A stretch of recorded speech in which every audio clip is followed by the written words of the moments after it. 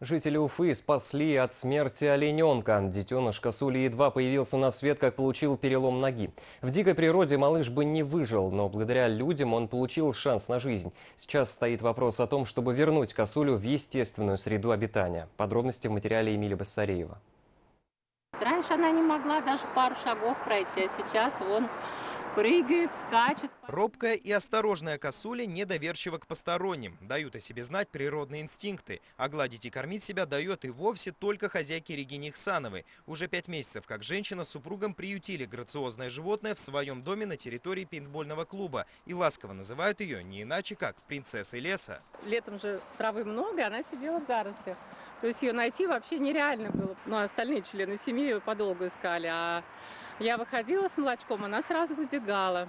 И первое время она пила молоко, только вот по рукам слизывала, пришлось ее научить всему. Новорожденную косулю обнаружил один фермер в Буздякском районе в конце мая. На беззащитного олененка в поле напало стадо коров, отогнав, по всей видимости, мать. И прежде чем человек пришел на помощь, ей уже сломали переднюю левую ногу. Фермер оказался знакомым Ихсановых, к которому они заехали в гости. Мы ее как раз увидели, я говорю, ну что будешь делать? Он говорит, ну если выживет, говорит, подрастет, говорит, зарежу.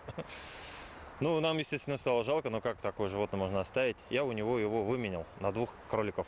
Он согласился поменяться, так скажем, да, и мы в этот же вечер сразу поехали в город. По пути созванивались со всеми ветеринарами, потому что срочно требовалась операция какая-то. Травма ноги была серьезной, перелом в 2 местах. Срочно требовалась помощь специалиста, но в ветлечебницах называли огромные суммы. Однако один ветеринар операцию методом черекостного остеосинтеза провел бесплатно. Методом внешней фиксации, то есть мы, получается, спицы проводим несколько участков, проксимальной дистальной части кости, и, получается, снаружи фиксируем.